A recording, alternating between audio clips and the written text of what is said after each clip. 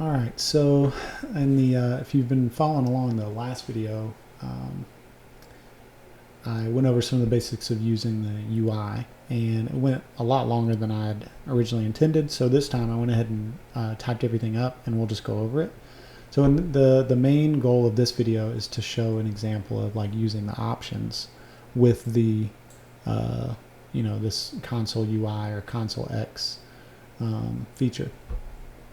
And so what you do is you create, so we create our, so we're going to run, so if we're in debug mode, we're going to run this execute with options. Before we just ran this execute method. And then if we're not in debug mode, meaning that we're on like we're either in Citrix running the script on like the Eclipse environment, or we're on like a test box, or like even just like a regular box. But we're in debug mode, so we're just going to have that set to true. So we're going to run this execute with options method, and that's just a new method that still takes the app, but we're going to pass in null. Since we're in debug mode, we're just going to pass in null. And then while we want to continue, so we're going to create this. I've created this continue boolean. So while that remains true, we're just going to stay in the application. And then one of the options is to exit. So if we do that, then we're going to set the various things that we need to, and then that continue will be set to false, which will then exit the application. So in this method, we're going to still create our UI console, our console UI, and then we're going to create a dictionary of options, and it's going to dictionary where the key is a string and the value is an action. And so the option, so for the first option, we're going to add open patients of interest, and that's going to be similar to what we did in the first method, right? And then we're going to run that get patient of interest. And so that's going to be our action there. And then the second option is to get patients with new plans from the last week. And so that was something that we had kind of looked at before, where before we started working through the UI or whatever. So we were looking at patient summaries, patient IDs, and then we like looped through all of the patient. I don't think... let's see, do we still have all that? No, I guess I got, well, yeah, okay, so it's right here. So if the patient dot courses, if any of those courses have any plan setups that have been treated and were created within the last 7 days. So that's just an example. You could obviously do that however you want, if you even want to do that, but basically you can put whatever code you want there. That was just that example. And so I just kind of ran with that. And then you can add other options. So like we can save it to a list of CSV, like the patient list or whatever that, that were like, let's say maybe you were trying to get like a chart rounds list, right? Then maybe you could do it something like this if you didn't want to have to like access the ARIA database directly. You could maybe do it. You'd probably have to add some more logic and stuff like that, but you could get like the course, the physician, right? You could get your primary oncologist. Well, you could get the ID, and then you could match that based on whatever value that is. You could get the if your course has a plan set up that meets that criteria, and you could get the course diagnosis, right? Like there's lots of different things. You could get the dosimetrist, you could get the plan IDs, you could get all kinds of data, right? Relatively pretty easily. And then maybe you wanted to save that to a CSV. So we have the save data to CSV method. Oh, and then this other method is get recent patients method. I'll go over that in these two methods in just a second. And then the last one is an exit option. And when we run that, we'll just run this exit option. So then once you create your options, then all you do is you just do UI get response and do action. And then you pass in the dictionary. And then I just kind of skip some lines just to create some space or whatever. So the exit, if we choose that one, if we're in debug mode, we're just going to write exiting and then press enter to exit. We're also going to change continue to false. And then we're just going to read line, console read line, so that there might be a way to do this with the UI without entering something. But I haven't taken the time to figure it out, so I just use console.readline. And then if we're not in debug mode, then we could exit the application, do the same thing, press enter to exit. But in that case, we would want to dispose app.dispose. And we would probably also want to go ahead and close patient if open. All right, so it would check if there's a patient open. I think that takes the app, which it does. So all that this does, if we do control and then click it, it'll take us to where that method is. So it just checks if the patient is open, and then if it's in debug mode, then the patient with ID has been closed. So it just simulates, closing the patient. If it's not in debug mode, then it will actually close the patient, and then it will set patient is open to false. So that's like just a little method that we have there. I also added some comments to some of the things. I didn't go through all of them. Okay, so then so that's the exit method, and then our save data to CSV. So it saves data to file, and then in parentheses it says CSV. So we're going to do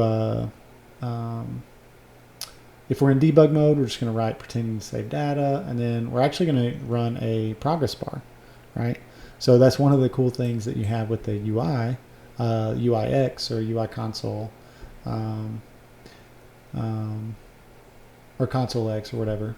I'm not 100% sure of what all is unique to Rex Cardin's version of the console UI. It could be all of it. This all could be unique to his. I'm really not sure. I've not really used any other console, because there is another one called ConsoleUI, I think. I can't remember. But anyway. Regardless, it's super useful. So we can set the progress bar color. That's just something fun that you can do if you want to. And then all I did was just I'm just looping through 0 to 100, and I'm setting the progress. I'm updating the progress, but I'm sleeping a little bit to kind of so it just doesn't run straight through it, right? Just to kind of simulate doing work, and then. Which we could create a method for this as well, which would be a lot easier, because I actually use it down here as well. So it'd be a lot easier to extract this into a method. You pass in how much you want it to sleep, and it just updates. Maybe the color as well. So you pass it a console color and a sleep, and then it will do that. That would be kind of nice. And then this write progress bar, this update, it has two parameters. One is the percent, which in this case we're just passing at 0 to 100 because we're just looping through 100. If you were looping through some other length, right? Like maybe there's 5 structures, right? And you're doing only through 5, then you would want to calculate the percentage of 1 through 5, right? In this case, we're just passing an int because 0 to 100 is just simple. But you would actually need to use a percent. The other thing is this bool update. So the default is false, and I'll change it to false here in a minute just so you can see what it does. But basically, it doesn't keep it in one place. It moves it around, and it does multiples. So it's kind of I'm not really sure what the use case would be for that. Maybe you I don't really know. Maybe you just want it to kind of spin or something, or just draw things. There's another one called write progress, and it takes the same parameters. So, and I can show you that one as well. So, but I like the progress bar, so I'm going to do that one first. All right, so that's the pretending to set, or the save data, and then if it's not in debug mode, then you would actually do your actual work. And then the other option was to get recent patients. So if we're in debug mode, which we are, we're just going to write this to the line, and then we will use a different color so you can see that. And then we'll do the same thing, but we're going to sleep a little bit longer because, you know, maybe this would actually be like more work. And then if we're not in debug mode, then we're going to do actual work. So these are just some examples. So I'll save it, and we'll just start it in debug. So we're in debug mode, right? So we get these options, which is awesome, right? Because maybe there's just a bunch of different things that you want to do. You don't want to, maybe you just don't even want to have like a bunch of different scripts. Maybe you want to do each thing in the same application, right? But anyway, so let's say we wanted to open a patient, which is the thing that we did earlier. You'll see that it's the same method that ran earlier. So press enter to enter. Press enter to. Oh, please. Sorry, not press. Please enter a valid patient ID. So let's say 123. Attempting, and then this is just what the method does. Attempting to run when you're in debug mode. Attempting to open patient with ID 123. Patient with ID 123 has been opened. And then let's try get patients with new plans from last week. We'll say, so we hit 1 and enter, and then you can see our progress bar. So pretending to look up recent patients. I wonder, can I make this bigger? Yeah. Okay, this will probably help you. Let's make this a lot bigger. Sorry about that. I haven't really noticed that in the previous videos. So now we have our options. Open patient of interest, get patient. So we just ran 0 and 1. And then now let's save it to CSV. So we'll hit 2, enter. And then it tells us what option we selected, and then pretending to save data. I slept less. Slept, made the thread sleep less, so it went by faster. We used a different color though, which is kind of neat. And then now let's say we just wanted to exit. So, and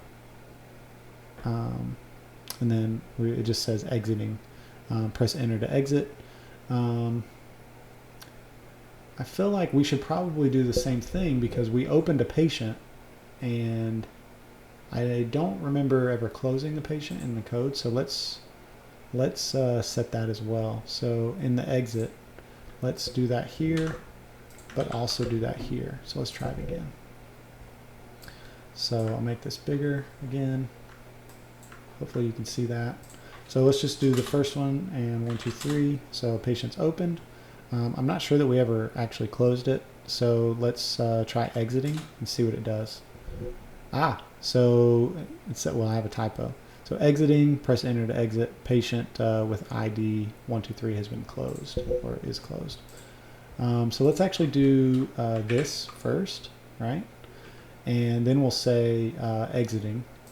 And let's go ahead and just add a couple of lines there. So now let's do that again. And we're just testing it for fun because we're nerds.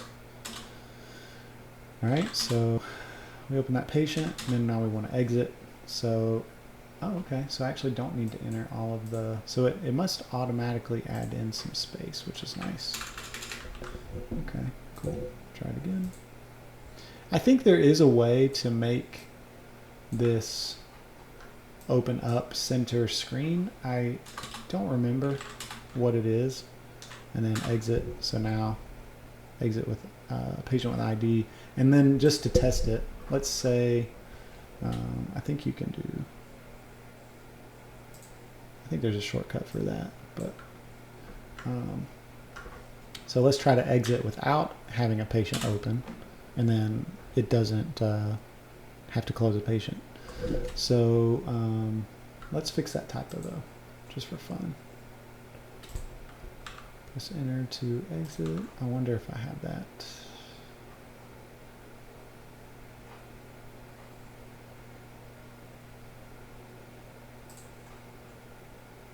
Yep. So that was a typo from earlier as well. So yeah. Oh, we can look at, so if we don't pass, let's see, where was that? So if we pass false here, which is the default, so we don't even have to pass false. But so this is the saving data. So let's do that. I'll show you what that does. So if we save the data, then it just, for whatever reason, it keeps writing like just keeps creating a new one or displaying a new one. And then the other thing is if we do write progress, we can do that as well. And so that just does that. And then if you, for that one, it's kind of neat actually, if you just do, if you pass true to this one, we'll do it again. And it just kind of spins. So that's kind of neat if you don't want to actually see a progress bar. I personally just like the progress bars. So, but teach their own. So there you go. And then you can change colors. So like there's, we get rid of that. You can see the, so green, red, white, yellow, dark gray. I think I'm using dark cyan or cyan and regular cyan in the other one. But yeah, so let's see, we are at 16 minutes. So that is just an example of how you can use options. So aren't you glad you didn't have to watch me type? That's great. Probably saved the extra 30 minutes. So anyway, I hope that was helpful. And this is just going to be a series on, I don't know if I'm going to include this just in like a bunch of short series, like just have one large group of shorter videos. I think I'll probably put this in like a series of standalone. So again, just remember, if you want to run it in Eclipse, all you have to do, you just run it in, you have to either launch it through using a plugin, like a, what do you call it? Like a plugin runner. And all that is just a .cs file. Like if we did, let's see if we can add. Well, maybe I'll have another video on that. So creating a plugin runner. So you could run that. You could create a single file plugin where all it did was just launch this program, and you could have this program on your server somewhere, and you would just launch it using your. That way you could actually see it in tools.